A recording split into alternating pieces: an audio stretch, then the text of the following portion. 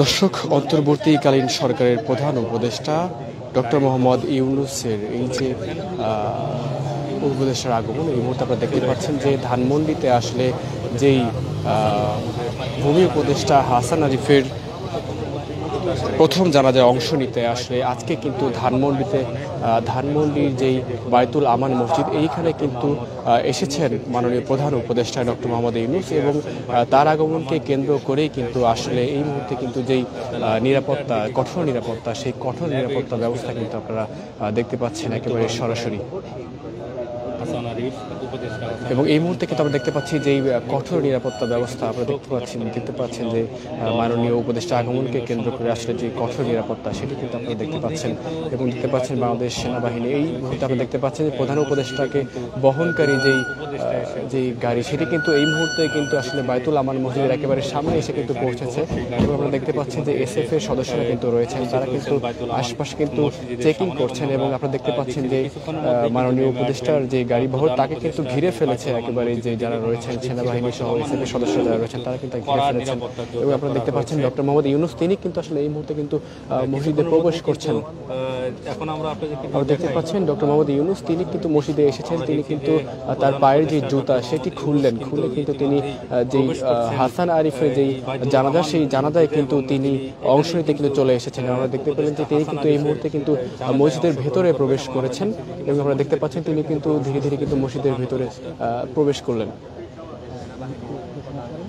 দেখতে পাচ্ছেন ডক্টর মোহাম্মদ ইউনূস, তিনি কিন্তু এই মুহূর্তে কিন্তু মসজিদে প্রবেশ করেছেন এবং মসজিদের গেট কিন্তু আসলে এই মুহূর্তে কিন্তু একেবারে বন্ধ করে দেওয়া হলো। এবং আপনারা দেখতে পাচ্ছেন যে প্রধান উপদেষ্টা তিনি কিন্তু ধীরে ধীরে মসজিদের ভিতরে প্রবেশ করে একেবারে সামনের দিকে চলে যাচ্ছেন। এবং আমরা দেখেছি আসলে শুরু থেকেই কিন্তু একেবারে যে কঠোর নিরাপত্তা ব্যবস্থা, সেটি কিন্তু আমরা খেয়াল করেছিলাম এবং আপনাদেরকে দেখানোর চেষ্টা করেছিলাম। মসজিদের গেটটি কিন্তু আসলে এখন একেবারে বন্ধ করে দেওয়া হলো।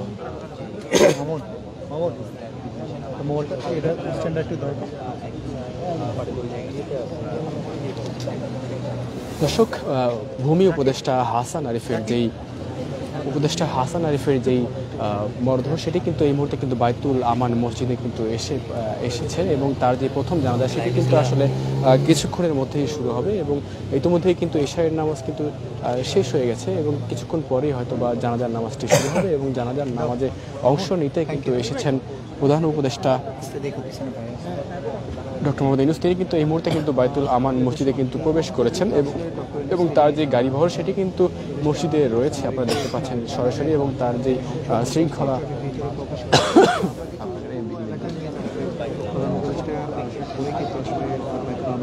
এবং আপনারা দেখতে পাচ্ছেন যে ডক্টর মোহাম্মদ ইউনূসকে বহনকারী যে গাড়ি বহর, সেটি কিন্তু এই মুহূর্তে কিন্তু মসজিদের সামনেই কিন্তু অবস্থান করছে। এবং তার যেই তাকে বহনকারী যে যানটি, সেটি কিন্তু এই মুহূর্তে মসজিদের সামনেই কিন্তু রয়েছে। এবং আপনারা দেখতে পাচ্ছেন যে কঠোর যে নিরাপত্তা ব্যবস্থা, সেটি কিন্তু আপনারা দেখতে পাচ্ছেন সরাসরি। বিশেষ করে বাংলাদেশ সেনাবাহিনী, বাংলাদেশ পুলিশ, বিশেষ করে বাংলাদেশ সেনাবাহিনীর যে অবস্থান, সেটি কিন্তু আমরা বেশ জোরালোভাবে দেখেছি। তবে বাংলাদেশ পুলিশও রয়েছে এবং রয়েছে র্যাবের সদস্যরাও রয়েছে। তবে বাংলাদেশ সেনাবাহিনীর অবস্থানটি আসলে বেশ কঠোরভাবে আমরা লক্ষ্য করেছি। দর্শক, এই মুহূর্তে আসলে যে ভূমি উপদেষ্টা, তার যেই প্রথম জানাজা, সেই প্রথম জানাজায় অংশ নিতে আসলে এই মুহূর্তে কিন্তু মসজিদের ভেতরে প্রবেশ করেছেন ডক্টর মোহাম্মদ ইউনূস।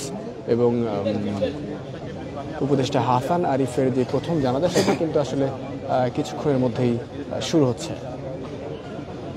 দর্শক, আমরা যদি আপনাদেরকে একটু জানিয়ে রাখি যে আজকে আসলে বেলা 3টার সময় কিন্তু ভূমি উপদেষ্টা হাসান আরিফ তিনি কিন্তু মৃত্যুবরণ করেছেন। এবং আমরা যেমনটি জানতে পেরেছি যে তিনি শুরু থেকে কিন্তু হৃদরোগজনিত রোগে কিন্তু তিনি অসুস্থ ছিলেন এবং হঠাৎ করে তার হার্ট অ্যাটাক হয়। এবং হার্ট অ্যাটাক করার পরে আসলে তার পরিবারের সদস্যরা কিন্তু তাকে নিয়ে রাজধানীর যে ধানমন্ডিতে যে ল্যাবএইড হসপিটাল, সেখানে কিন্তু আসেন। এবং হসপিটালে আসার পরপরই কর্তব্যরত চিকিৎসক যারা রয়েছিলেন, তারা আসলে তাকে মৃত ঘোষণা করেন। এবং এর পরপরই আসলে তার মৃত্যুর খবরটি আসলে নিশ্চিত করেছে তার ছেলে মোয়াজ আরিফ। এবং এরপরে আসলে আমরা জানতে পেরেছি যে তার প্রথম জানাজা আসলে এই মুহূর্তে ধানমন্ডির বায়তুল আমান মসজিদে অনুষ্ঠিত হচ্ছে, যেখানে আসলে বাংলাদেশ সরকারের যারা রয়েছেন, বিশেষ করে প্রধান উপদেষ্টা সহ অন্যান্য যারা উপদেষ্টা রয়েছেন, তারা কিন্তু এই মুহূর্তে কিন্তু মসজিদের ভেতরে প্রবেশ করেছেন। এবং আমরা আরও যেমনটি জানতে পেরেছি যে প্রধান উপদেষ্টা সহ আইন শৃঙ্খলা রক্ষাকারী বাহিনী যারা রয়েছেন, তারাও কিন্তু আসলে ভেতরে অবস্থান করছেন। এবং আমরা দেখতে পাচ্ছি বাংলাদেশ পুলিশ সহ বাংলাদেশ সেনাবাহিনী সহ অন্যান্য যারা রয়েছেন, তাদের যেই কঠোর অবস্থান, সেটি কিন্তু নিরাপত্তার যেই চাদর, সেটি কিন্তু আমরা দেখতে পাচ্ছি।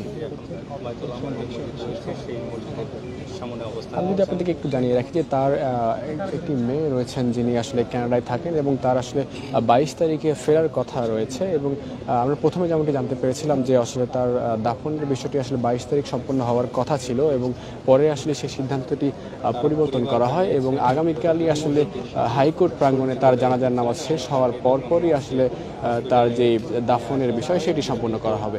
এবং আমরা যদি আপনাদেরকে একটু জানিয়ে রাখি যে আগামীকাল আসলে দাফন সম্পন্ন হবে এবং এরপরে আসলে 22 তারিখ তার মেয়ে কানাডা থেকে দেশে ফিরবেন।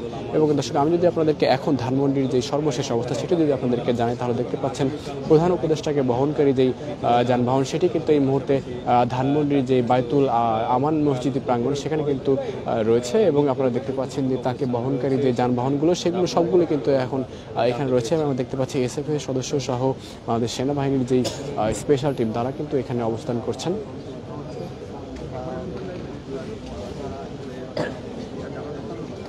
বাংলাদেশ সেনাবাহিনীর একটি স্পেশাল টিম তারা কিন্তু এখন এই মুহূর্তে এখানে অবস্থান করছেন এবং আমরা দেখতে পাচ্ছেন যে প্রধান উপদেষ্টাকে বহনকারী সবগুলো যানবাহন কিন্তু আসলে যে বাইতুল আমান মসজিদ তার সামনে কিন্তু অবস্থান করছে এবং আমরা দেখতে পাচ্ছি আসলে মসজিদের গেটটি কিন্তু একেবারে এখন বন্ধ করে দেওয়া হচ্ছে, ভেতরে আসলে কাউকে প্রবেশ করতে দেওয়া হচ্ছে না এবং জানাজার নামাজ কিন্তু শুরু হয়ে গেছে। যিনি অন্তর্বর্তী সরকার অত্যন্ত গুরুত্বপূর্ণ ভূমিকা পালন করেছিলেন তিনি কিন্তু এই বার্তা দিয়েছেন এবং আমরা দেখছি ইতিমধ্যে জানাজা অনুষ্ঠিত হচ্ছে।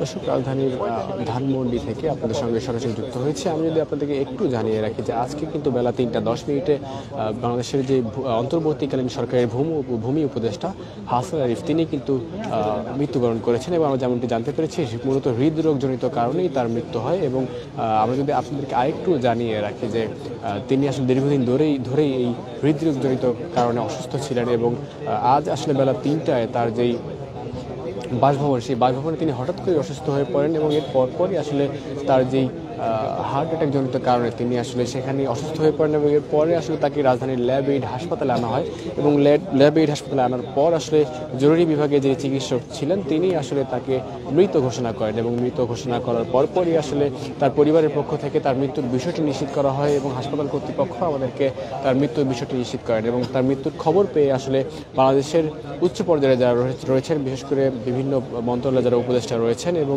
এছাড়াও বাংলাদেশের রাজনৈতিক দলগুলোর প্রধান বিশেষ করে বাংলাদেশের জামায়াতে ইসলামের আমির ডক্টর শফিকুর রহমান, বিএনপির মহাসচিব জনাব মির্জা ফখরুল ইসলাম আলমগীর তিনি কিন্তু এসেছিলেন এবং বিশেষ করে উপদেষ্টা পর্যায়ে যারা রয়েছেন তারা সবাই কিন্তু মোটামুটি এসেছিলেন এবং এসে কিন্তু তার যে শেষ বিদায় শেষ সময় কিন্তু তাকে দেখেছেন এবং আমরা যেমনটি জানতে পেরেছি যে আগামীকাল আসলে তার দ্বিতীয় যে জানাজা সেই দ্বিতীয় জানাজাটি অনুষ্ঠিত হবে এবং এর পরে আসলে তার যে দাফনের বিষয় সেটি আসলে সম্পন্ন করা হবে। তার মৃত্যুর শোকবার্তা প্রকাশ করার পাশাপাশি প্রধান উপদেষ্টা ইতিমধ্যে কিন্তু সরাসরি বাইতুল আমান মসজিদে রয়েছেন তার জানাজার নামাজে অংশগ্রহণ করার জন্য। দর্শক রাজধানীর ধানমন্ডির বাইতুল আমান মসজিদ থেকে আপনাদের সঙ্গে সরাসরি যুক্ত হয়েছে। ইতিমধ্যে কিন্তু মসজিদের ভেতরে ডক্টর মোহাম্মদ ইউনুস বাংলাদেশ সরকারের যে প্রধান উপদেষ্টা ডক্টর মোহাম্মদ ইউনুস তিনি কিন্তু ভেতরে প্রবেশ করেছেন এবং আমরা যেমনটি জানতে পেরেছি তার সাথে সাথে অন্যান্য যারা রয়েছেন বিশেষ করে যারা উপদেষ্টা যারা রয়েছেন বিশেষ করে আসিফ মাহমুদ, ডক্টর আসিফ নজরুল এবং নাহিদ ইসলাম এছাড়া অন্যান্য যারা রয়েছেন বিশেষ করে উপদেষ্টা ধর্ম উপদেষ্টা সহ অন্যান্য যারা রয়েছেন তারা কিন্তু ভেতরে প্রবেশ করেছেন এবং এই মুহূর্তে কিন্তু নামাজ চলমান রয়েছে এবং আমরা দেখতে পাচ্ছি এখন আসলে যারা ভেতরে প্রবেশ করছেন তাদেরকে কিন্তু বিশেষ চেকিংয়ের মধ্য দিয়ে আসলে ভেতরে প্রবেশ করানো হচ্ছে এবং আপনারা দেখতে পাচ্ছেন যে এসএফ এর সদস্যরা কিন্তু নিজেরাই কিন্তু একেবারে নিজ দায়িত্বে কিন্তু তাদেরকে চেকিংয়ের মাধ্যমে ভিতরে প্রবেশ করছেন এবং বাংলাদেশ সেনাবাহিনীর যে দক্ষ টিম তাদেরকে কিন্তু আপনারা সরাসরি দেখতে পাচ্ছেন একেবারে সরাসরি।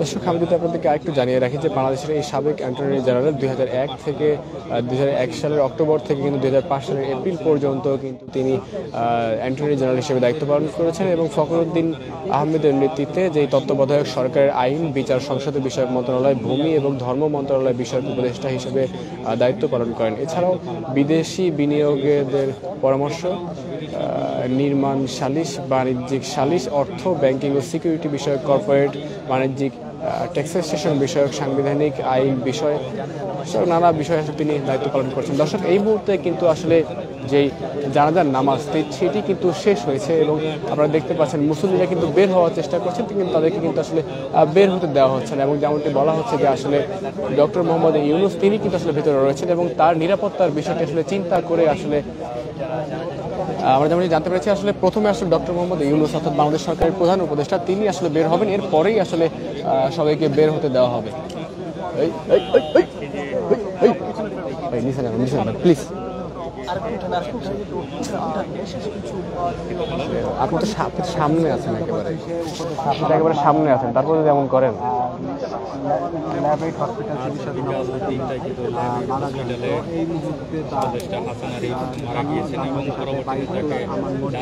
এই মুহূর্তে কিন্তু আমরা দেখতে পাচ্ছেন যে বায়তুল আমান মসজিদে কিন্তু এই মুহূর্তে কিন্তু জানাজার যে নামাজ সেই নামাজ কিন্তু শেষ হয়েছে এবং আপনারা দেখতে পাচ্ছেন যে ডক্টর মোহাম্মদ ইউনূস তিনি কিন্তু এখন বের হবেন।